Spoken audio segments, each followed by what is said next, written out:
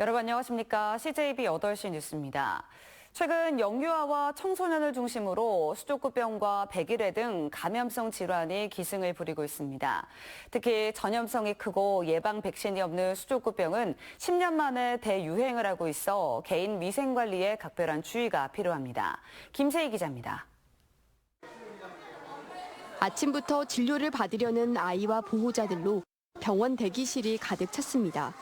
이 가운데 상당수가 수족구병이나 백일해 등 감염성 질환으로 병원을 찾았습니다. 지난주 영유아 외래 환자 1000명 가운데 수족구 의심 환자 수가 78.5명에 달했습니다. 이는 최근 10년 사이 가장 높은 수준으로 석 달째 수족구 환자 증가세가 꺾이지 않고 있습니다. 충북의 경우 전국 평균보다는 적은 수준이지만 지난해 같은 기간 대비 3배 가까이 증가했습니다. 질병관리청은 코로나19 대유행 시기 수족구병에 대한 집단 면역력이 낮아진 것을 원인으로 꼽고 있습니다.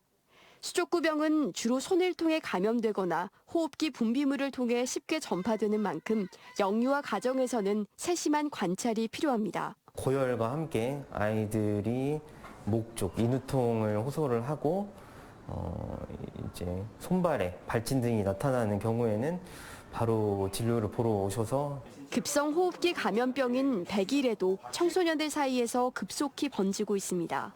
지난해 같은 기간 단 1명에 불과했던 도내 백일해 환자는 올해 들어 308명으로 급증했습니다. 백일해는 비말을 통해 전파되는데 환자 1명이 10여 명을 감염시킬 만큼 전파력이 강해 빠르게 확산하고 있습니다. 특히 환자 가운데 90% 이상이 10세에서 19세 소아청소년으로 면역력이 약한 영유아의 경우 폐렴 등으로 악화될 수 있어 주의가 필요합니다.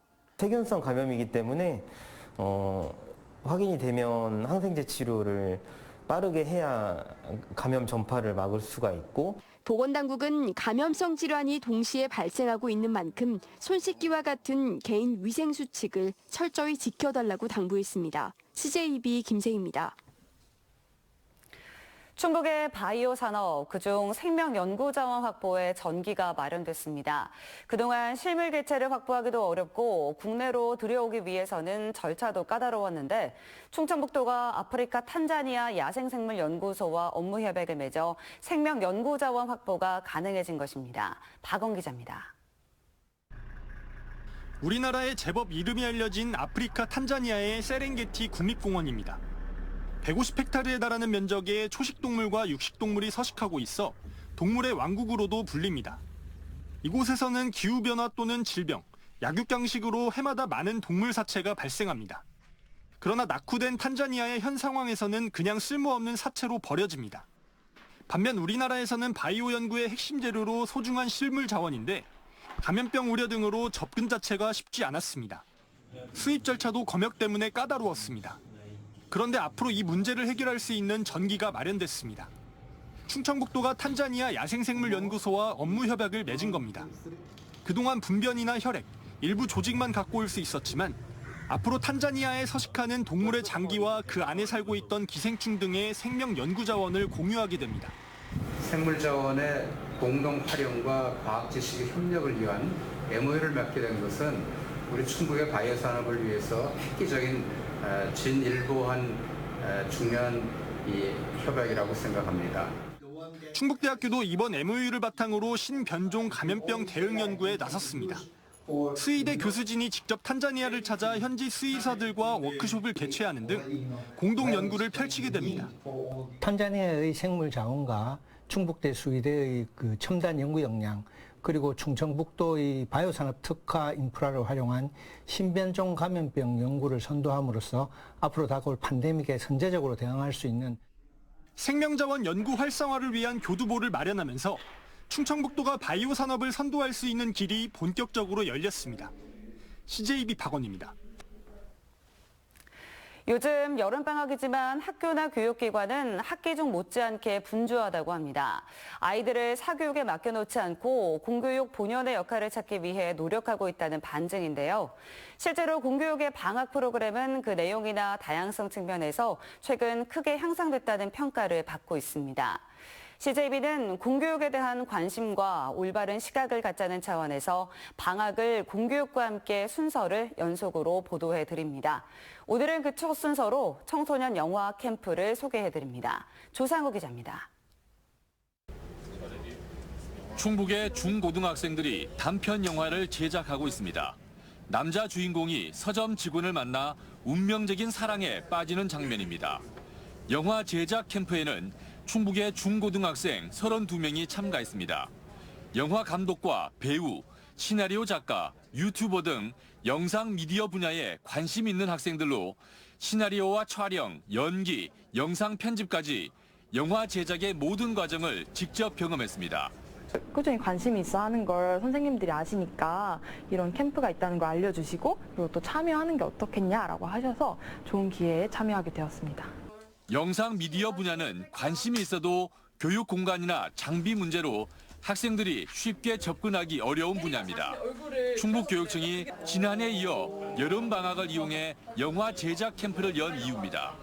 영화 제작 캠프는 2박 3일간 합숙하며 짜임새 있는 교육과정으로 운영됐는데 진로 탐색의 기회뿐 아니라 디지털 문해력을 기르는 교육적인 목적까지 염두에 둔 것입니다. 디지털 미디어 문해력이라고 하는 교육과정 속에도 목표로 나와 있는 그런 능력을 좀 함양하는 계기가 될 거고요.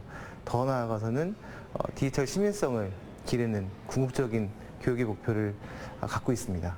학생 지도는 영화의 일가견이 있는 충북의 현직 교사들이 맡아 의미를 더했습니다. 영화 감독을 꿈꾸는 친구들도 있고 그리고 시나리오에 관심 있는 친구들도 있어서 미래에 어떤 직업을 가지게 될지는 모르겠지만 지금 이 영화 캠프가 그 친구들한테 좋은 기회가 될 것 같습니다. 충북교육청은 영상 미디어에 관심 있는 학생들이 많아지고 있는 점을 고려해 관련 체험 기회를 계속 늘려나가기로 했습니다. CJB 조상우입니다.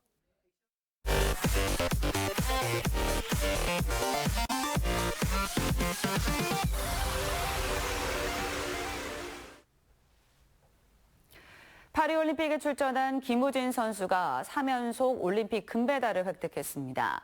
김우진이 속한 한국 남자 양궁 단체전 대표팀은 결승에서 프랑스를 세트스코어 5대1로 꺾고 우승했습니다. 현재 청주시청 소속인 김우진은 옥천 출신으로 한국 양궁 역사상 처음으로 지난 2016년 리우 올림픽부터 3회 연속 금메달을 차지했습니다.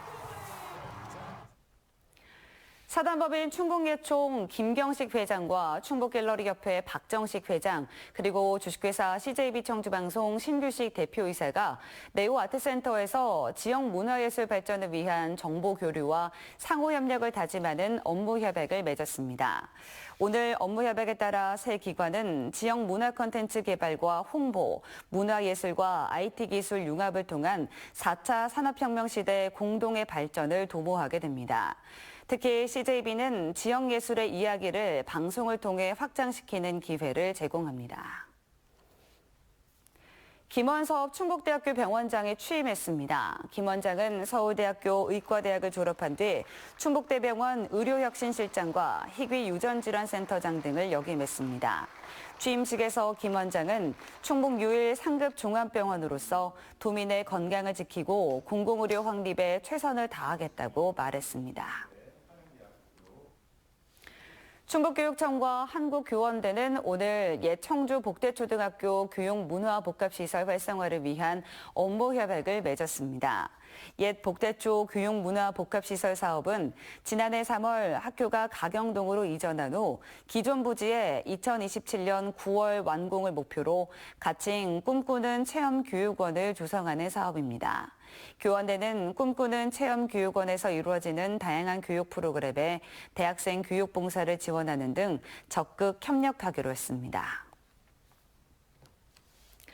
에코프로와 오창농협이 오늘 청주 오창농협에서 기업 농촌 이음 협약식을 맺고 농촌 활성화를 위해 힘을 모으기로 했습니다. 이번 협약으로 에코프로는 최근 쌀값 하락으로 어려움을 겪고 있는 농촌 활력화를 위해 지역쌀 소비와 아침밥 먹기 운동, 고향사랑 기부제 동참, 농촌 일손 돕기 등을 공동으로 전개하는 등 지속적으로 협력하기로 했습니다. 한국교통대가 과학기술정보통신부가 지원하는 2024년 글로벌 선도연구센터 사업에 최종 선정됐습니다. 선도연구센터 사업은 지역대학을 중심으로 글로벌 연구 역량을 확보하고 연구 성과를 지역에 확산하기 위한 사업입니다. 이번 공모 선정에 따라 한국교통대는 오는 2030년까지 국비, 도비 등 총 108억 원을 지원받아 질병 치료용 바이오 혁신 소재를 개발할 계획입니다. 단양의 관광 랜드마크인 만천하 스카이워크가 여름 성수기 동안 야간 운영에 들어갑니다. 단양관광공사는 다음 달 18일까지 만천하 스카이워크의 정기 휴장일인 화요일을 제외하고 매일 오후 10시까지 운영 시간을 연장합니다. 단양구는 여름철 많은 관광객이 방문해 단양의 아름다움을 만끽할 수 있도록 야간 운영을 결정했다며 야간 운영 시에는 셔틀버스를 운영하지 않아 자가용 차량으로 전망대 입구까지 이동해야 한다고 밝혔습니다.